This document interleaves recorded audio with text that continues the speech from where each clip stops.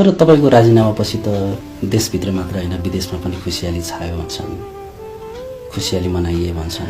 हिन्दीमा एउटा भन्छ कहीँ खुसी कहीँ गम, हिन्दीमै भन्छ है? हिन्दीमा भन्छन्। खुसी हुनेहरू हुन्छन्, दुःख मान्ने पनि हुन्छन्। ती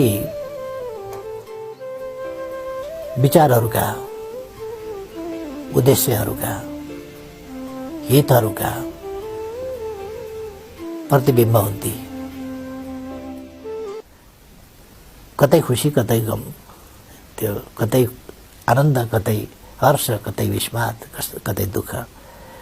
त्यो खुसी नै खुसी छायो होइन, केही खुसी भए। किन खुसी भए उनीहरू जान्दछन्। तपाईलाई थाहा छैन? थाहा छ, तर त्यसमा मैले समय खर्च गरिरहनु आवश्यक छैन। जो खुसी प्रकट हुन्छ कतै कतै त्यसलाई। तर यसभित्र तीनटै पक्ष छन्। कुन कतिवटा पक्ष? तीनटा पक्ष के के? तीनटा पक्ष, एउटा खुसीको पक्ष, अर्को दुःखको पक्ष, दुःखी हुने पनि छन्। अर्कातिर सबैलाई त्यही वास्ता हुन्छ, सबै त्यसैमा के हाँस्ने के रुने नै गर्छ भन्न सकिँदैन। त्यसमा सरकार नभएको पनि ठुलो समुदाय छ नि।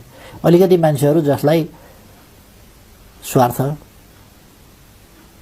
अहङ्कार, जिद्दी होलान् ती खुसी होलान्। जो अलिकति देशका निम्ति, मानव जातिको उन्नति प्रगतिका निम्ति, समृद्धि र सुखका निम्ति सोच्ने होला त्यसलाई दुःख पनि होला।